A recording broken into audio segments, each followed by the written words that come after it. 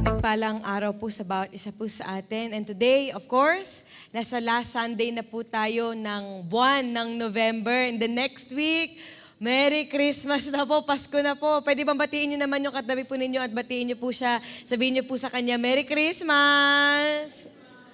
Amen. And of course, dahil pagtatapos na po ito ng buwan ng Nobyembre, atin din pong pag-uusapan yung finale po ng atin pong series na Above and Beyond. And as we talk about this, naniniwala po ako mga kapatid, paulit-ulit natin sinasabi dito sa pulpit that the God that we serve is a holistic God. Ibig sabihin, hindi lang po siya concerned sa spiritual na aspeto ng ating po mga buhay, but in all aspect ng ating po mga buhay, concern ang Panginoon, and God wants us to focus at the same time dito po sa pag-uusapan natin. But before that, atin pong tutunguhin, let's read this passage at tatayo po tayong lahat bilang pagbibigay galang po sa salita ng Panginoon na matatagpuan po in Luke chapter 16, 11 to 13. Luke 16, 11 to 13. Salitan po tayo, magbabasa ako po sa 11, kayo po sa 12, and sabay-sabay po tayo sa 13. Verse 11 po, kung hindi kayo mapagkakatiwalaan sa kayamanan ng mundong ito, sino ang magtitiwala sa inyo sa tunay na kayamanan? Verse 12 po.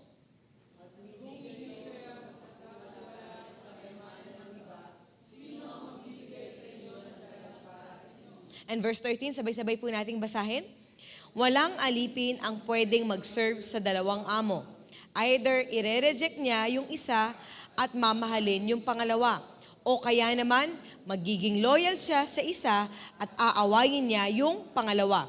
Hindi kayo pwedeng maglingkod sa Diyos at sa pera. Tayo pong lahat ay umukot manalangin. Let's pray. Lord, we thank you so much sa araw po na ito. Lord, panalangin po namin, bukas na puso.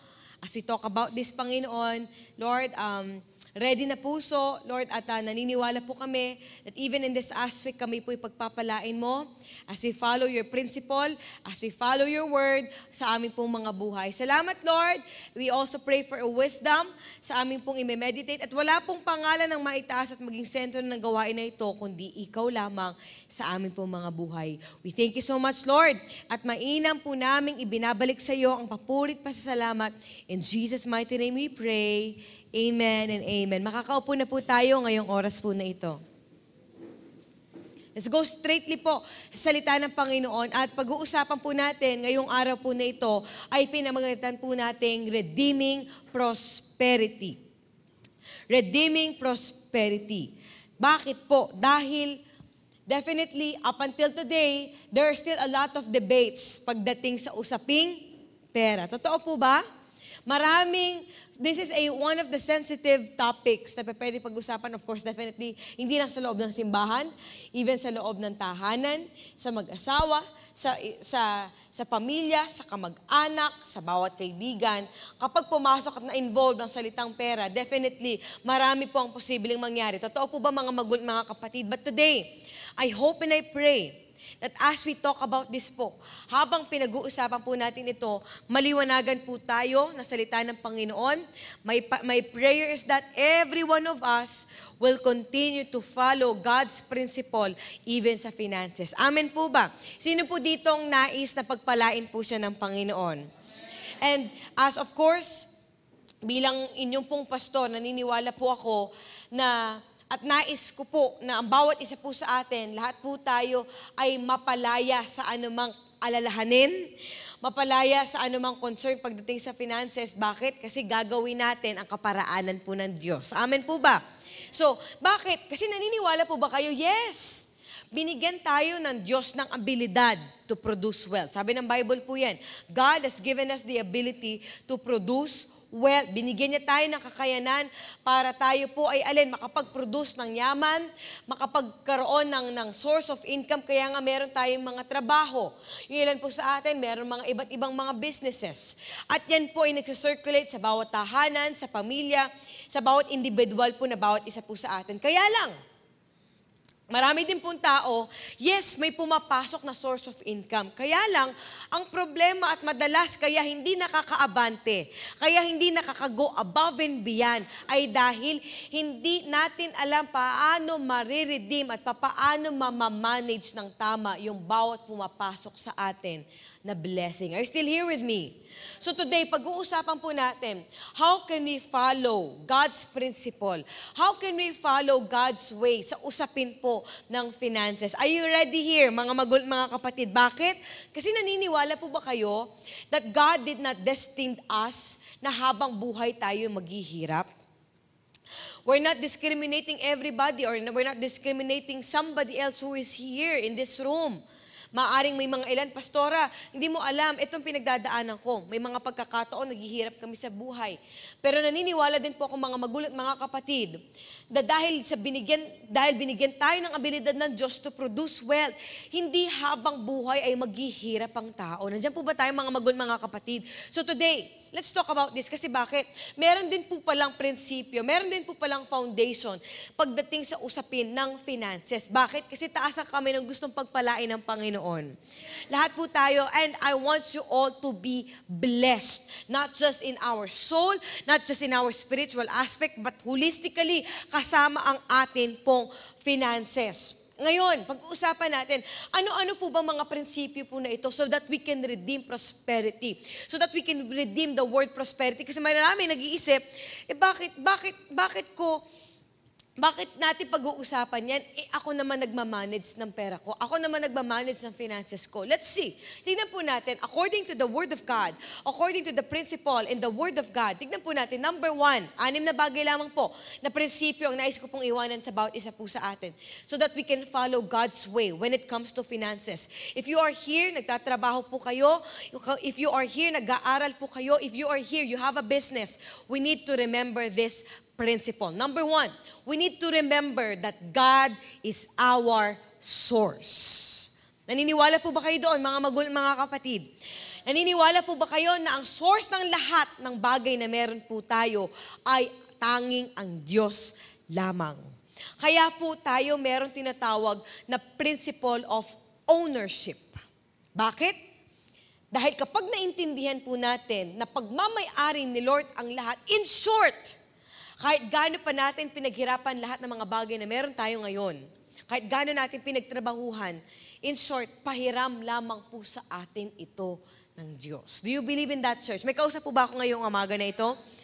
So, kung naiintindihan natin na Lord, pagmamay-ari mo po pala ang lahat, then in short, lahat ng mga bagay na meron ako, ay alin?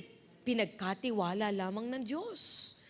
Kaya pala sabi ng Bible, we need to become a faithful stewards of God. Kasi bakit? Even ang buhay na ito, hindi lang po usaping pera na ito buhay natin, katawan na ito, naniniwala po ba kayo, pahiram lamang ng Panginoon sa atin. Hindi natin pagmamayari ito, kahit gaano pa natin, pagandahin, lahat ng iyan, lilipas, kukupas, kaya lang, nasa sa atin po yun, paano natin pangangalagaan yung mga bagay na pinagkatiwala sa atin ni Lord.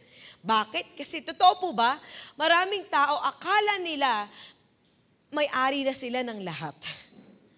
Totoo po ba yun? Akala ng tao, pagmamay-ari na nila ang lahat. Kaya dumarating sa point, nakakalimutan nila ang source ng lahat. Nakakalimutan nila na si Lord, si Lord pala talaga ang may-ari na lahat. Kaya ako na-achieve to. Kaya ako narating to ay dahil sa biyaya lamang ng Panginoon. Amen po ba? So in short, kung pahiram lamang sa akin ito ng Panginoon, sino ako para kontrolin at i-keep yung mga bagay na hiram lang sa akin ng Panginoon? Are you still here with me, church? So, totoo po ba yun? Sino dito nakakita na po kayo ng tao na nanghiram na nga, mas magaling pa sa taong pinaghiraman niya? Totoo po ba yun? May nakilala mo po ba kayo? Huwag niyo po sikuhin yung katabi po ninyo. Hindi po yan yun. Nandiyan po ba tayo, mga kapatid? Yung nanghiram na nga, tapos sasabihin sa'yo, hindi ko na ibabalik to kasi hindi mo naman deserve na ibalik ko to sa'yo. Nandiyan po ba kayo, mga kapatid? Definitely, kung nasa isip natin, nang hiram lamang tayo, pahiram lang sa atin, then nasa isip natin, totoo po ba, accountable tayo na ibalik yung hiniram natin. Hindi lang hiniram na binalik natin. May nakilala na po ba kayo na tao nung hiniram? Halimbawa, bagay, o sabihin na natin, anything na pwedeng hiramin ng isang tao, binalik sa'yo, ang ganda, ibig sabihin, pinahiram sa'yo ang gandang kondisyon, tapos nung binalik sa'yo, sira-sira na. Ano po mararamdaman po ninyo? Maiinis. Ano pa po? Madidismaya. Dito po sa side na ito. Mawawalan ng tiwala. Bakit? Kasi pinahiram ko lang sa'yo. Tapos ibabalik mo sa akin ng hindi magandang kondisyon. Nandiyan po ba tayo mga kapatid?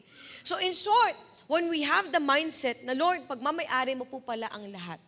Ibig sabihin, lahat ng mga bagay na meron ako, in order na maibalik ko sa iyo ng pinaka-the best, Lord, aalagaan ko po ng maigi at mas lalo ko pong, Lord, gagalingan, mas lalo kong huhusayan so that whenever I can give back to you, Panginoon, Lord, deserve mo po. Bakit? Kasi pagmamay-ari mo po ang lahat. Nandiyan po ba tayo mga kapatid? Bakit?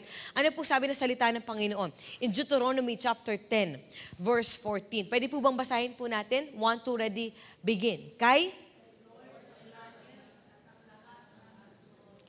Ang lupa at kita po natin, lahat daw po ng makikita natin sa mundong ito, even ang mga bagay sa kalangitan, ay pagmamay-ari daw po nino?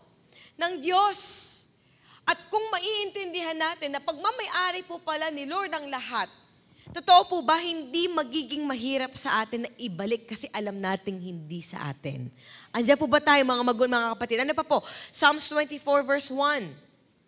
Si Lord ang may-ari ng mundo, kaya nga ang mundo at lahat ng nandito. So now, na naintindihan natin na pagmamay-ari po pala ni Lord ang lahat. Ano po ang dapat nating gawin so that we can redeem the word prosperity, so that we can also be blessed in every aspect ng ating pong mga buhay? Pangalawa po is, dahil naintindihan natin, na pahiram lamang ito ng Diyos, pinagkatiwalaan lang tayo ng Lord. Pangalawa, then we need to honor God first. Biblical principle, biblical foundation. Una, lagi ang Panginoon. Bakit? Dahil ba deserve natin? No, dahil deserve ng Panginoon. And this is the principle of tithing.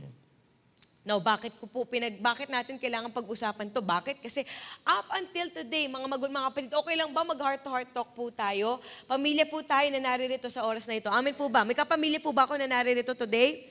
Up until today, there's still a lot of debates when it comes to tithes and offering. Pero sabi ng Bible pagdating sa aspeto po na ito, pagdating sa usapin ng finances, pagdating sa usapin ng pera, in short, ayaw pag-usapan ng tao, but if you wanna be blessed, sabi ng Bible, biblical po yan, sabi ni Lord, subukan nyo ako sa aspeto na ito. Totoo po ba mga kapatid? Yes, yan ang salita ng Bible, yan ang prinsipyo. Ibig sabihin, dahil yung 100% na yon, pahiram lang sa akin ng Panginoon, kahit pinagtrabahuhan ko, kahit pinag-effortan ko, pero dahil si Lord ang nagbibigay ng kalakasan sa akin, kaya ako nagagawa ito. In short, deserve ni Lord na ibalik sa Kanya. Ano po sabi? Pag sinabing tithes, ibig sabihin that is the 10% of your whole income.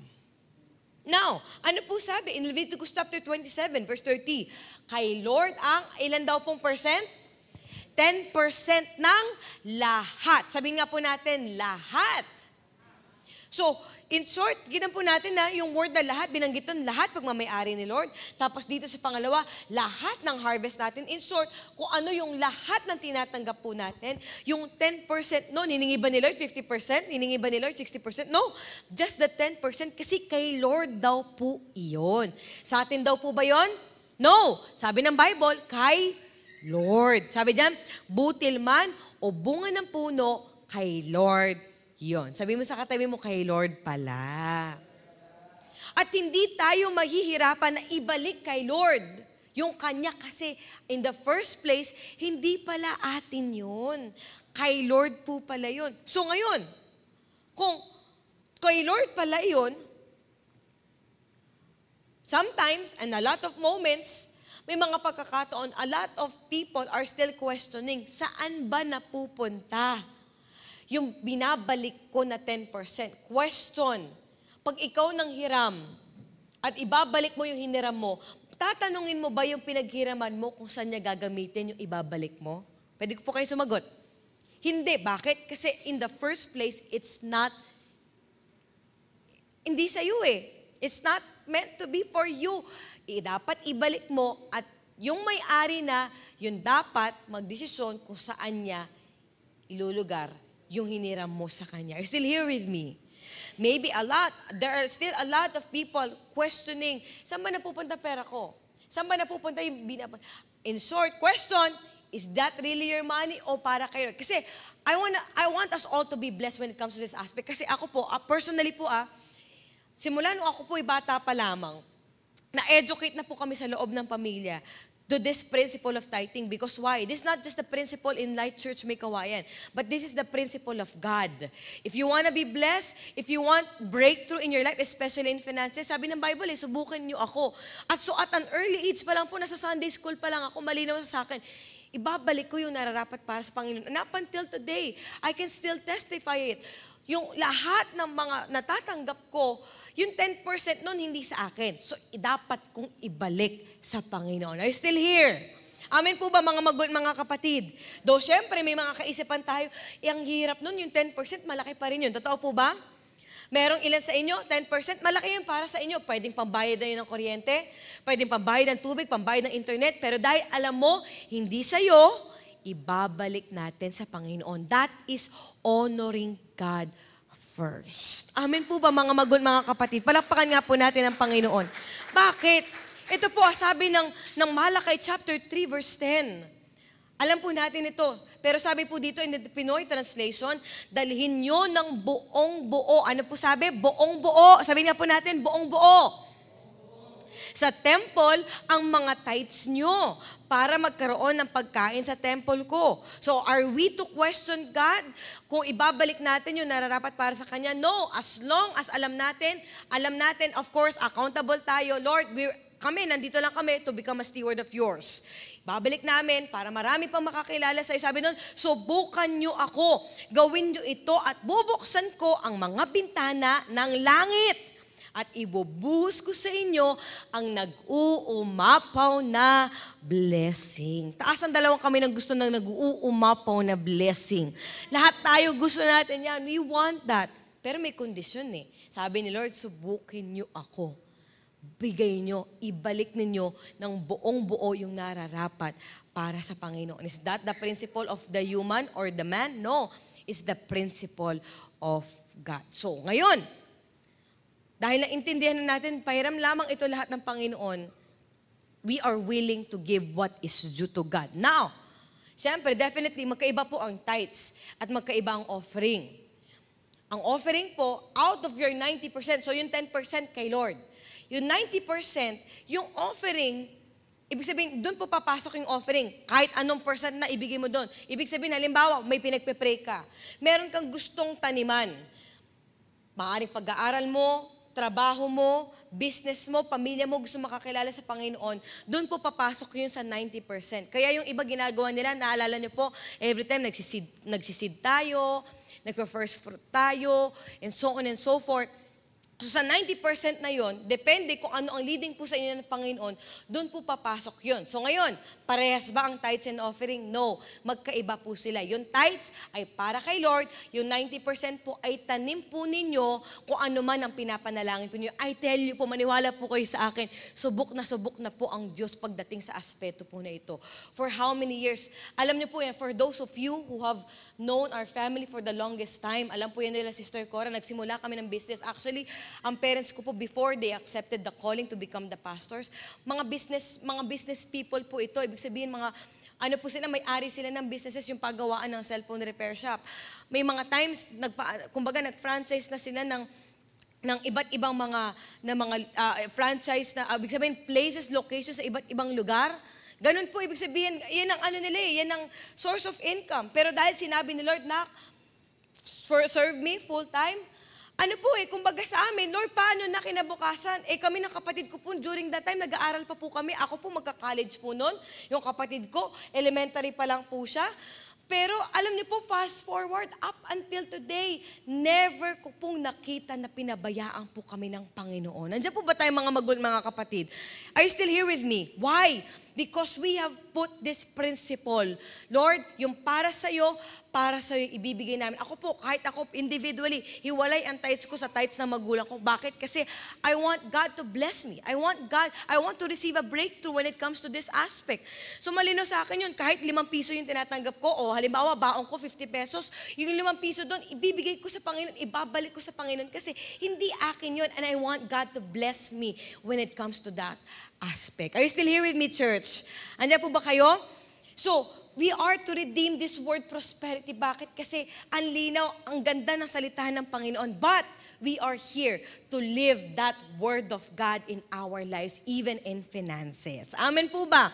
So, ibig sabihin, number 1, si Lord ang mau-honor sa atin pong mga finances. Pangatlo, so number 1, we remember that God is the source of everything. God is the owner of everything. Pangalawa, we need to honor Him. Pangatlo po, then, dito po papasok to kasi lahat ng mga pumapasok na source of income sa atin pong buhay, sa ating pong pamilya, kailangan alam din po natin itong pangatlong prinsipyo. And that is saving money faithfully. Whether ikaw man ay estudyante, whether ikaw man ay nagtatrabaho, biblical po yan. We are to save money faithfully. At ang prinsipyo po na yan ay principle of investing. Diba yung salitang investing, naririnig niyo po yan when you are investing into your future, nag-i-invest ka para sa kinabukasan mo, para sa pamilya mo, meron kang parang tinatanim so that sooner or later, meron kang makukuha. That's investing. Bakit? Nakarinig na po ba kayo ng salitang petsa di peligro?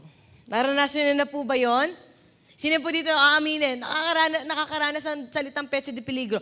Pag sinabing petsa di peligro, halimbawa sumahod ka, ayan na. Tapos lumipas na, wala pa yung cut-off, yung next na sahod mo. Kaya yung next na sahod mo, pero bago pa magsahod, wow, konting-konti na lang. 20 na lang yung laman ng bulsa mo. Totoo po ba? 50, 100, hindi mo na alam, may 3 araw ka pa. May 4 na araw ka pa, 5 araw ka pa. Lord, saan magkakasa yung 100 pesos? Saan magkakasa yung 500 pesos? Saan po ba kayo? Lalo ngayon, sa panahonan natin yun, nagtaasan na lahat ng presyo. But why do we need to talk about this? Mga kapatid, hindi lang po practically ang usapan natin dito, biblically po. Bakit? Kasi, mga kapatid, totoo po ba, ang kawalan ng pera ay madaling makapagpainit ng ulo ng tao. Totoo po ba yon? May kilala na po ba kayo ng ganon? Automatic yun, kapag kakulang na pera, mapapansin mo yan, mainit lagi ang ulo. Are you here? And sometimes, hindi lang init ng ulo. May mga times, kapag alam mo na talagang wala na nakasave up na pera, totoo po ba, ang lakas makapagpa-overthink, nag-aalala ka na kasi. Bakit? Kasi alam mo naman, that is the reality. Yan ang realidad ng buhay. May mga times na mag-iisip ka, some people, ito ang nagiging, it leads them to go under depression. Bakit? Kawalan ng pera. It leads them to anxiety and so many more. So, ibig sabihin, mga kapatid, kung nararanasan natin itong ganitong sitwasyon, kapatid, hindi mo kailangan pasanin lahat ng iyan ng mag-isa. In Christ, definitely, you can run into His arms and openly of course, God will embrace you sa kabila ng ating pong pagkukulang. But, when it comes to saving, mga kapatid, dito po natin ilalagay ito. Yung saving money, including, of course, ng pagre-reduce ng mga expenses mo, pagsiset aside ng iyong, of course, finances for the future. Mga kapatid, are still here? Sa pag-usaping ng pamilya and so many more. Kung meron tayong mga responsibilities sa bayarin and so on and so forth. Even short, mga kapatid, pinagpaplanuhan po pala ng maigi. If you wanna be blessed in your finances, kailangan marunong din po pala tayong mag-save up. Kailangan marunong din po pala tayong magtipid. Bakit? Kasi again, we are Christ stewards. Hindi sa'yo yung pera mo. Kahit pinaghirapan mo, pinagtrabahuhan mo, in short, at the end of the day, nasa sa'yo yon. Paano mo pangangalagaan yung pinagkatiwala ni Lord sa'yo? So we are all stewards of God. Ngayon, paano yung pastora? Paano ako makakapag-ipon kung marami akong utang? Napag-usapan na po natin yan nung nakaraan. Alala niyo po yon? Kung may utang ka, huwag kang papayag na matatapos yung buwan, taon, na nakabaon ka pa rin sa utang. Maybe you can start by, pastora, wala akong ma-save up para sa future ko kasi may utang ako. Then, unahin mong bayaran yung utang mo. Bayaran mo utang mo, then afterwards, kapag nabayad mo na, makapag-save up ka, binayad mo yung utang mo, and afterwards, you can save up as well for your future. Bakit? Ano sabi ng Bible? Proverbs 21 verse 5. Pakibasa nga po. Kayo po magbasa, 1 to ready, begin. Pero, ayun no, either dalawa lang yan, pero dalawa, sure na mangyayari. Either sure na sasagana, or sure na maghihirap. Pero sabi doon, ang nagpaplano ng maigi. Nag-iisip, nagpaplano kung saan niya gagamitin yung sinave up niya. Sabi doon, sure, nasasagana. Ano pa po sabi? Proverbs 24 verse 27, i-ready mo muna ang bukid mo para mataniman. Siguraduhin mong ayos na lahat ng kailangan mo at saka ka magtayo ng bahay. Tingnan niyo po ng maigi. Yung word na ginamit po dyan, siguraduhin nyo muna. Siguraduhin mong ayos na muna lahat ng kailangan mo. Siguraduhin mo na lahat ng pinagagastusan mo ay sure na kailangan mo. Kung kailangan mo, and then afterwards, may naipong ka na, napundar ka na, then saka ka magpatayo. Sabi doon, magtayo ng bahay. Bakit? Ang future po natin, mga kapatid, pinaghahandaan din po pala ng maigi. And it starts by what? It starts by our decision. Andiyan po ba tayo mga kapatid? Ang dami kasi gustong yumaman agad, pero wala namang ginagawang pag-iipon. Are you still here with me? Kasama po yan. And pang-apat, by keeping good records. Keeping good records. If you are an accountant, malalaman niyo po itong prinsipyo po na ito, and this is the principle of accounting. Bakit? Mahalaga, importante din po pala na tinatrack down natin lahat na mga pumapasok sa atin at lumalabas sa atin. Andiyan po ba tayo mga kapatid? Whether you are studying, you are working, or you have a business, it's important to keep good records. Bakit? Para alam mo saan napupunta yung income mo. Saan napupunta yung finances na pumapasok sa'yo o lumalabas sa'yo. Andiyan po ba tayo mga kapatid? Kasi nalagay na po ba kayo na hindi mo na track down dahil sa dami ng bayarin, tapos hindi mo na malayan na wala na palang natira sa'yo. Magulat ka na lang kinabukasan. Totoo po ba yun? Yung parang, wala na yun? Akala ko meron pa akong pera. Wala na pala. Are you still here? So, bakit good records din? Kasi bakit? Kailangan, ang standing din po natin, hindi ka lang blessed pagdating sa body, soul, and spirit mo. Kailangan blessed din po tayo pagdating sa finances. Nandiyan po ba tayo? Bakit? Totoo po ba na kapag ang tao nasira sa pera, sometimes, kahit na anong panggawin ng tao, hindi na, totoo po ba yun? Parang yung record ng tao, hindi na maibalik-balik. Bakit? Kasi usapin ng pera, that is sensitive. Now, of course, for us as a steward of Christ, bilang anak ni Kristo, bilang mananampalataya sa lugar na ito, I want us all, lahat po tayo na narito, to have a good standing even in our finances. Are you here? Yung bang wala tayong maririnig na, uy, Kristiyano ka pa man din, pero baong ka sa utang. Nandiyan po ba tayo mga kapatid? Bakit? Kasi mabuti tayong katiwala ng Panginoon, hindi lang sa loob ng simbahan, hindi lang sa labas ng simbahan, even pagdating sa aspeto ng finances. Andiyan po ba tayo mga kapatid? Do you wanna be blessed? Then keep good records. We need to know how can we be responsible. Alam niyo po ba sa US, though syempre hindi dito sa Pilipinas, iba ang iba ang patakaran pagdating sa salitang credit card. Minsan nga ang nasa isip natin lalo dito sa Pilipinas, pag sinabing credit card nakakatakot. Totoo po ba? Kasi bakit? It's a big responsibility. But did you know in the US, doon ko lang po na-realize, doon ko lang po nalaman that in the US, they are encouraging people to use credit cards. Bakit? Kasi kino-consider nila kapag wala kang credit card, in short, kumbaga equivalent yun sa para kang wala kang identity. Bakit? If you don't have a credit card, you are not able to purchase any properties, any bahay, sasakyan, yung mga malalaking, ibig sabihin malalaki at mamahalin na kailangan mong ipundar. Bakit? Kasi the more that you are using that credit card, meron silang tinatawag na credit line. Kailangan tumataas yung credit line habang ginagamit mo. Bakit? Kasi tataas lang yung credit line na yon when you are responsible to pay. Ibig sabihin, yung halimbawa yung utang mo, bumili ka, sinwipe mo sa credit card mo, binabayaran mo kaagad siya, either monthly na sa yun, o kapag binayaran mo, halimbawa, ginamit mo yung credit card mo, binambayad mo siya kaagad. In short, ang tawag doon, good record. Nandiyan po ba tayo mga kapatid?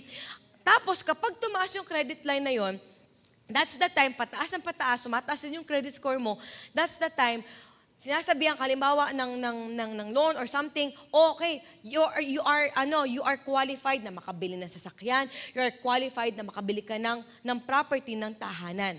Though, syempre, of course, dito sa Pilipinas po, that is a different story. But, to sum it up, ang highlight lang po nito, I want to emphasize on this, that we have to be responsible, mga magulang at mga kapatid, in keeping that good standing in our finances. Amen po ba, mga magulang at mga kapatid? Nandiyan po ba tayo? In short, halimbawa, nanghiram ka, definitely, you are responsible na ibalik yun. Nandiyan po ba tayo? Ilan na po kayang 20 at 50 ang nahiram natin na hindi na naibalik? Nandiyan po ba tayo? That is small thing pa lang yun, ha? Pero totoo po ba, na-check din yung record natin? Bakit? Kasi pag paulit-ulit, totoo po ba tayo? Pag may taong nanghiram sa atin, tapos paulit-ulit, kahit 50 lang yun, tapos hindi naman binabayaran, sa susunod, pahihiramin mo pa o hindi? Hindi na, bakit? Kasi hindi siya responsible eh. Same thing with us, mga magulang at mga kapatid. Malaki man o maliit, I hope and I pray, as a stewards of Christ, we are responsible and accountable even in our finances. Amen po ba? Pwede po ba natin palakpakan si Lord? Ano sabi? Tingnan po natin, Proverbs 27, verse 23 to 24. Alagaan mo ng mabuti ang mga tupa mo. At ano sabi po doon? Bantayan mo ang iyong kambing. Bakit po tupa at kambing? Kasi bakit?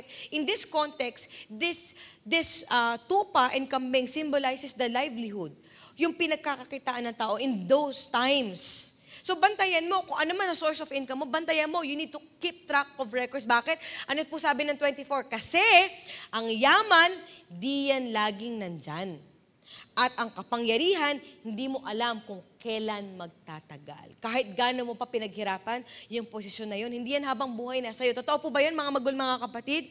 In short, we need to know how to save up. Bakit? Ano po sabi? Proverbs 23 verse 5. Dahil sa isang kurap mo lang, ang pera mo mawawala. Magkakaroon ng pakpak, parang agila, lilipad bigla. Totoo po ba? 100 mo pa nga lang o 1,000 mo pa lang, pinabaryahan mo. Totoo po ba? Mamaya ng konti, hindi pa natatapos ang araw, shing, wala na.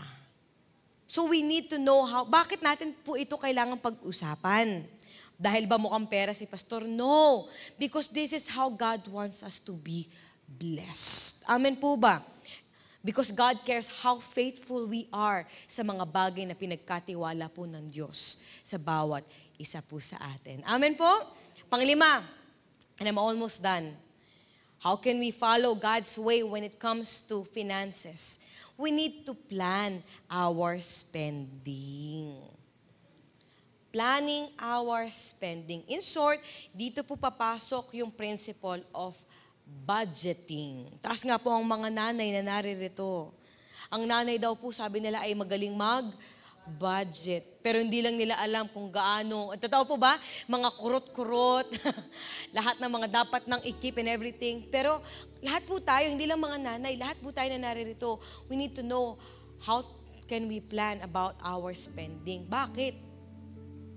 Kasi dahil as part of us being a good steward of Christ, especially in this aspect po, dito din natin marirealize, oo nga, no, pinag-iisipan din pala kahit yung mga bagay na pinagagastusan po natin. Nandiyan po ba tayo? Ano po sabi? Tignan natin, Isaiah 55, 2a. Kayo naman pong magbasa, 1 to ready begin.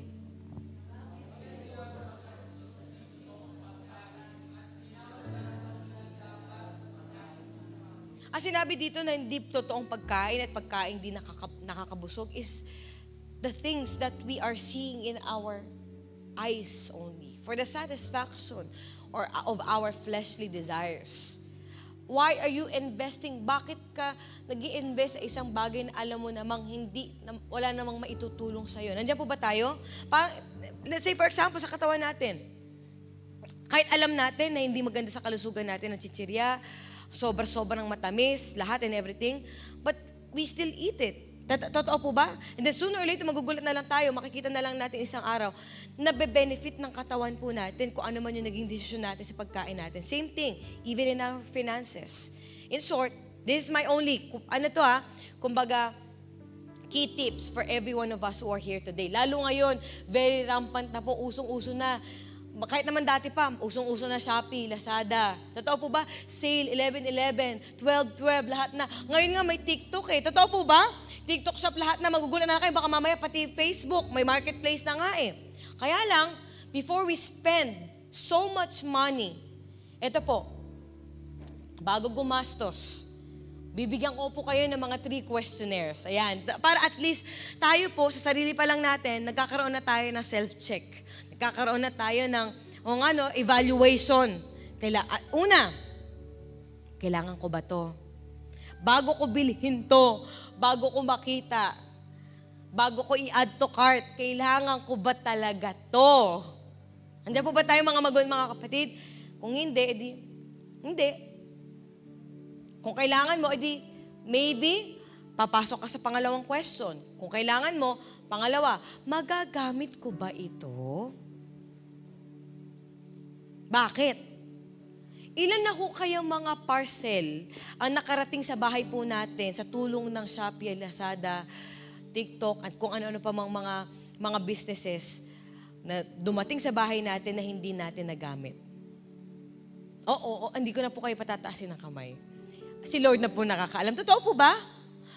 May mga pagkakataon, kahit ako po guilty ako dyan, may mga times, alam mo yun,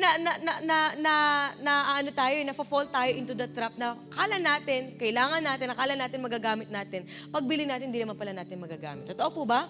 Alam niyo po ako, nag-declutter po ako ng mga damit ko. Ito recently lang. Alam niyo po, saka ko na-realize, sabi ko, pakadami ko palang binili ng mga damit na hindi ko naman pala talaga kailangan at hindi ko naman masusuot. Totoo po ba mga kapatid? Bakit?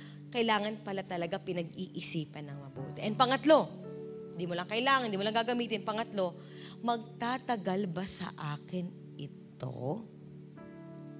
Nandiyan po ba tayo? Meron tayong nabili, maaaring ginamit lang natin isang linggo, isang buwan, pagkatapos nun nagsawa na tayo. Ganun ang tao, madaling magsawa.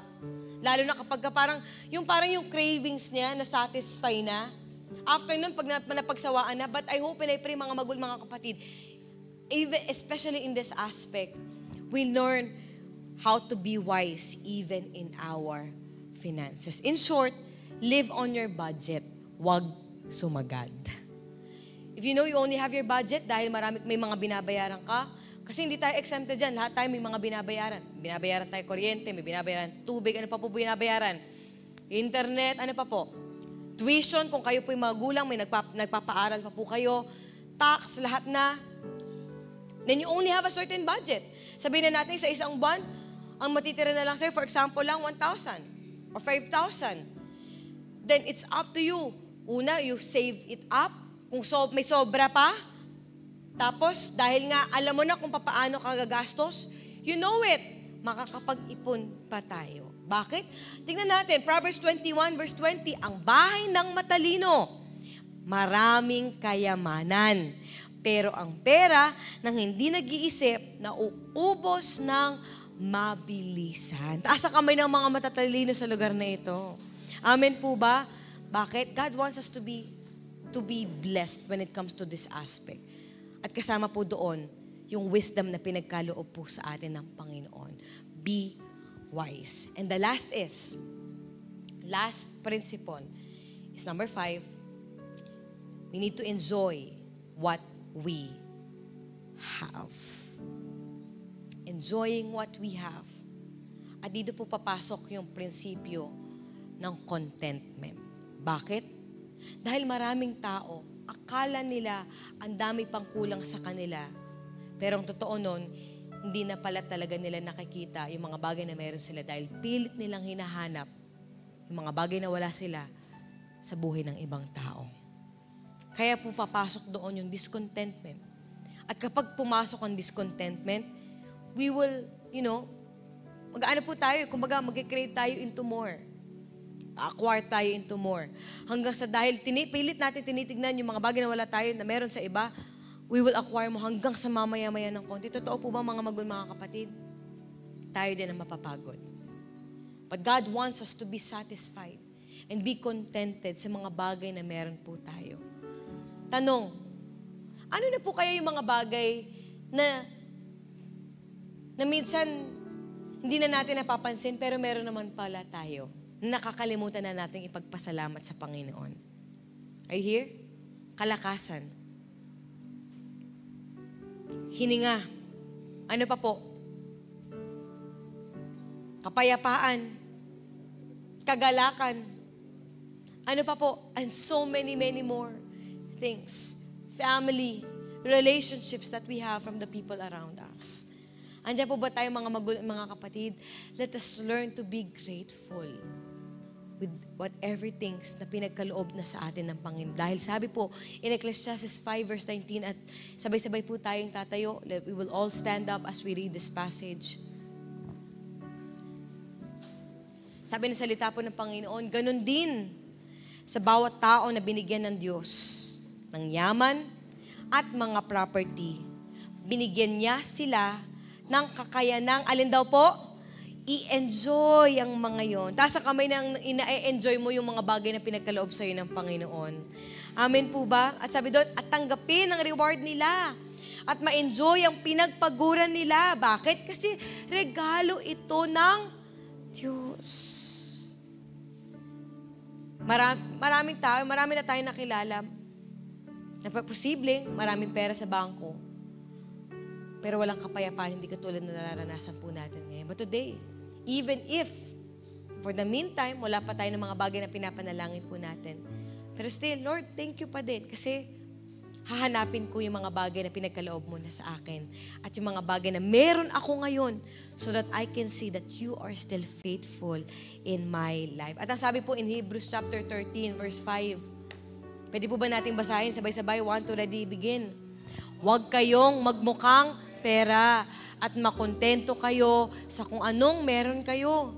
Kasi sinabi ng Diyos, hindi kita iiwan at hindi kita pababayaan. Kaya pala dun lumabas yung salitang, I will never leave you nor forsake you. Kasi yun pala yun. Bakit? Kasi dumarating yung times minsan nakakalimutan natin, hindi natin namamalayan, sumasandal na tayo sa pera. Sumasandal tayo sa realidad ng buhay na akala natin hindi natin kakayanin at hindi natin makakayang masurvive ang buhay na ito. Pero sabi ni Lord, kahit dumating yung time, akala mo magkukulang ka. Pero sabi ni Lord, hindi naman kita pababayaan. Hindi kita iiwan. Sabi, ang pangako po ng Panginoon. That's why today, mga magulang, mga kapatid, I don't know about you. Maybe for some of us, hindi natin namalayan, nakadepende na lang yung kasiyahan natin sa mga bagay na na-acquire natin because of this. But God wants us today na hindi lang usapin ng ganito, but God wants us to see, nais ng Diyos na ipakita po sa bawat isa po sa atin. Ano yung mga bagay na pwede pa natin ipagpasalamat sa Panginoon aside from these things so that we can glorify God in our lives. Pwede po ba tayong lahat ay umukot manalangin? So we all close our eyes right now and bow down our heads. Hallelujah, Jesus. Lord, sa oras po na ito, pinapasiyasat po namin ang aming mga puso sa iyo. Kung may mga pagkakataon, Panginoon, habang nakapikit po at nakayuko ang bawat isa po sa amin. Kung may mga pagkakataon, Lord, alam po, kung meron mang unang higit sa lahat na makakaalam ng aming mga puso, Lord, ikaw po yun. Kung dumating sa time, Panginoon, na sumandal kami sa pera, umasa kami, Panginoon, na Lord, na magtatagumpay kami dahil sa mga bagay na na-acquire namin at nakakalimutan ka namin sa aming mga buhay. Lord, patawarin mo po kami. Nakalimutan namin na ikaw pala ang source ng lahat ng ito. That's why, Lord, we remember that you are the God who owns everything.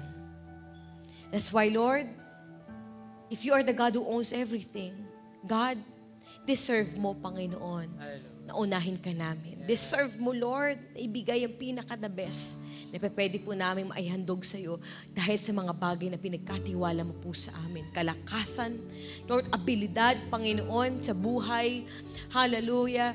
Talento, skills, Lord, lahat ng ito ay pinagkaloob mo sa bawat isa po sa amin. That's why, Lord, today, i-render po namin itong lahat sa iyo, Panginoon.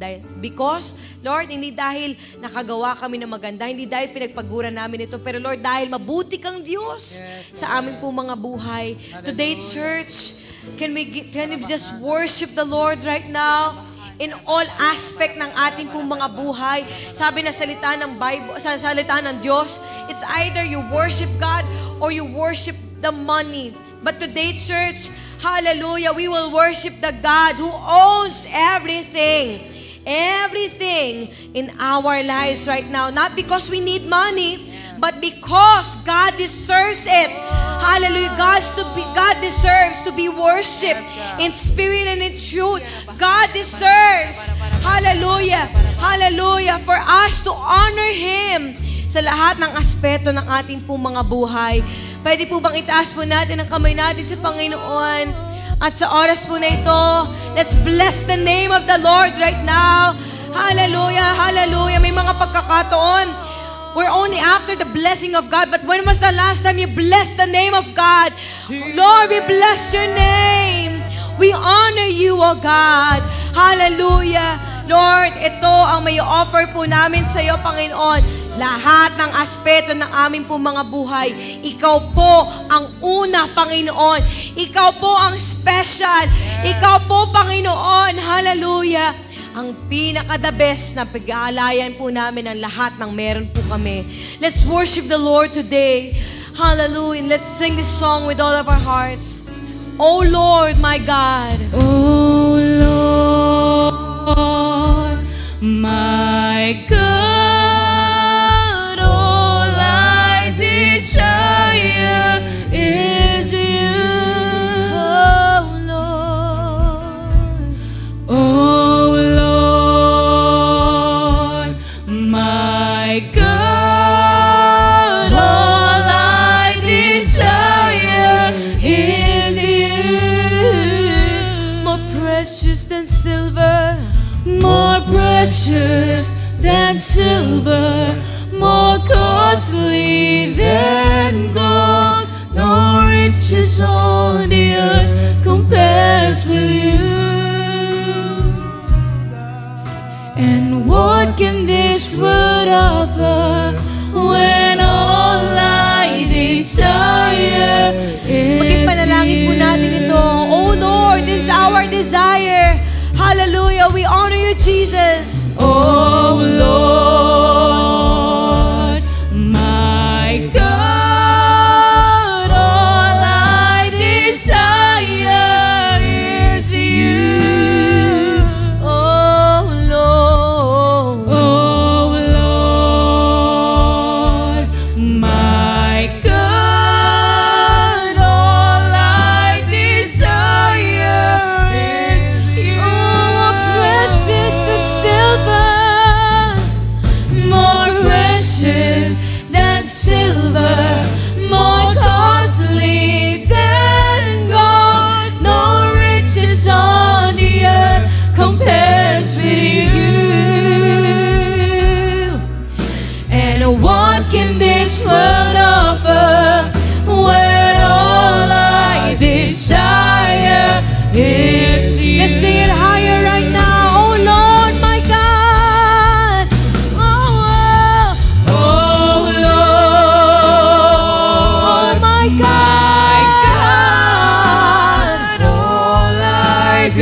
desire is you. Oh Lord, my God, all I desire is you. More precious than silver, More precious than silver, more costly than gold. No riches on the earth compares with you. And what can this world offer when all I desire is you? more precious than silver, More precious than silver, more costly than gold. No riches on the earth compares with you. And what can this world offer when all I desire is you? Lord, totoo. Kahit ano pang ipangtapat sa amin ng mundong ito, wala pong makapapalit sa ginagawa mo sa amin pong mga buhay at sa iyo, Lord God. Salamat, Lord, dahil today, we are being reminded, Lord, not to compare the things that we have today, the things that we don't have today, from the timeline of other people. Lord, today, our satisfaction is found in no one else but you, Jesus. Salamat po, Panginoon. Hallelujah. Hindi po pera ang makapagsisira ng anumang relasyon. Hallelujah. Not the love of money, Lord God. But Lord, instead, we will put our trust in you, the God who blesses us, the God who owns everything, the God, Lord, who entrusts us with these things that we have today. Kaya Lord, salamat. Mas lalo po kami, Lord, magiging mabuting katiwala, mga bagay na pinagkatiwala mo sa aming mga buhay, so that people can see, Lord, that indeed, you are the God that we serve. Yes, God. Salamat po, Panginoon. I speak right now, maaari po ba natin itaas ang kamay natin sa Panginoon? Today, Lord, lahat po ng mga nakataas ang kamay sa iyo, I pray in the mighty name of Jesus that you will continue to bless the work of their hands. Hallelujah, for you are the God, hallelujah, who gives us the ability to produce wealth. So, Lord, I speak for strength. I speak for gifts. I speak for anointing in Jesus' name. Hallelujah. I speak, let the favor of man, the favor of God be with us all. Hallelujah. Even in this aspect today. Hallelujah. Today, let's receive the prayer blessing. The Lord bless you and keep you. I receive. May His face shine upon you. I receive. The Lord bless the work of your hands. I receive. The Lord prosper you. I receive. May you abound in blessing. I receive. Ang rumaragasang pagpapala ng Panginoon ay maranasan mo. I receive. In the name of the Father, and of the Son, and of the Holy Spirit, and everybody say, Amen. Hallelujah. Today, let's declare yung rumaragasang pagpapala ng Panginoon sa ating pong mga buhay. Hallelujah. Amen. Pinakamalakas na palakpak para sa Panginoon. Sino po dito naniniwala na mayaman ang ating Panginoon na sinasamba? Amen. Amen. And right now, ready your hands kasi babagsak ng Panginoon ang papapala sa inyong lahat. Come on, sa umaga pong ito. Pinakamalakas na palakpak. Amen. Pinupuri ka namin, O Diyos. Awitin po natin sa Kanya. Sinabi ng Diyos na aangat ang buhay ko. Awitin po natin. Sinabi ng Diyos na sasagana ang buhay ko. Kaya't ako'y magsasaya pagkat sinabi ng Diyos ay sinabi na. Di ko bibitawan na lahat ng muli ba? Sinabi ng Diyos, come on, Light Church! Aangat ang buhay ko. Sing it out! Sinabi ng Diyos, nasasagana ang buhay ko. Kaya't kami magsasaya, Panginoon. Kaya't ako'y magsasaya. Pagkat sinabi ng Diyos ay sinabi niya, di ko bibitawan ang lahat ng pangako niya. Sayaw po tayo! Rumaragas ang pagpapala, aking nararanasan. Di ako magtataka kung ba't sa'kin napupunta. Mula Hilaga, Kanluran, Timog, Silangan, saan man mapunta. Rumaragas ang pagpapala ay aking natanggap na. Amen! Hallelujah! Thank you for the blessings, God! We thank you, Lord! Hawitin po natin muli sa Panginoon. Sinabi ng Diyos, sinabi ng Diyos na aangat ang buhay ko. We receive, God! Sinabi ng Diyos, nasasagana ang buhay ko. Kaya tayo magsaya, kaya't ako'y magsasaya. Pagkat sinabi ng Diyos ay sinabi niya, di ko bibitawan ang lahat ng pangako niya. Rumaragas ang pagpapala, aking nararanasan. Di ako magtataka kung ba't sa'kin napupunta. Mula Hilaga, Kanluran, Timog, Silangan, saan man mapunta. Rumaragas ang pagpapala ay aking muli pa! Rumaragas ang pagpapala, aking nararanasan. Di ako magtataka kung ba't sa'kin napupunta. Ating isigaw! Mula Hilaga, Kanluran, Timog, Silangan, saan man mapunta. Lumaragas ang pagpapala ay aking natanggap. Ating pong ipalakpak ang ating kamay! Tanggapin niyo na po ang pagpapala ng Panginoon sa umaga pong ito. Somebody shout, I receive, Lord! I receive, Lord! Somebody shout, I receive, Lord! Hallelujah!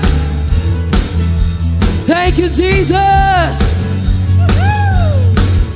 Sa oras mo na ito, ating kakantahin mula sa ating puso, Kamalasinaw.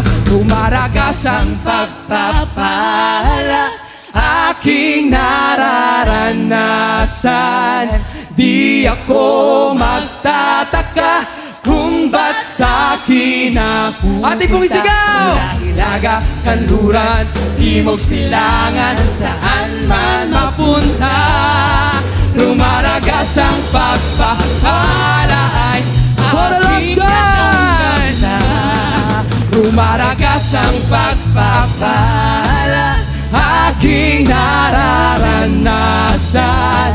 Di ako magtataka kung ba't sa'kin napupunta. Mula Hilaga, Kanluran, Timog, Silangan, saan man mapunta. Lumalagas ang pagpapala, rumaragas ang pagpapala, rumaragas ang pagpapala ay aking natanggap na. We receive, Lord! Thank you, Jesus! Amen! Tapos na po ang ating 10:30 service. Maraming salamat po. Shine for Jesus. See you next Sunday. Shalom! Happy December next week. See y'all.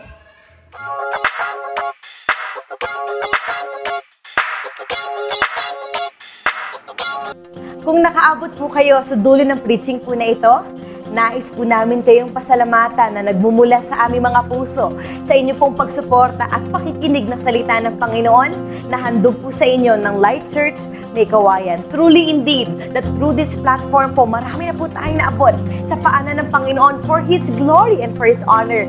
And ngayon pong oras na ito, kung nais nyo pa pong suportahan ang gawain ng Panginoon, you can easily finance and support and give sa ating pong platform sa Gawain ng Panginoon, and we can visit po ang ating pong website na matatagpuan po, makikita po natin yan sa ating screen.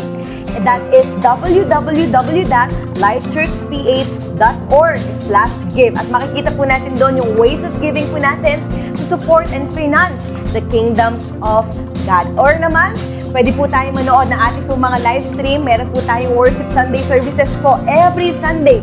That is 10:30 a.m., 1 p.m. for the youth, 4 p.m., 7 p.m., and 11 p.m. po. Philippine time po yan. Maraming salamat po ulit sa inyong time. At sa susunod po na ating mga preachings, patuloy po nating suportahan. Maraming salamat po, and shine for Jesus.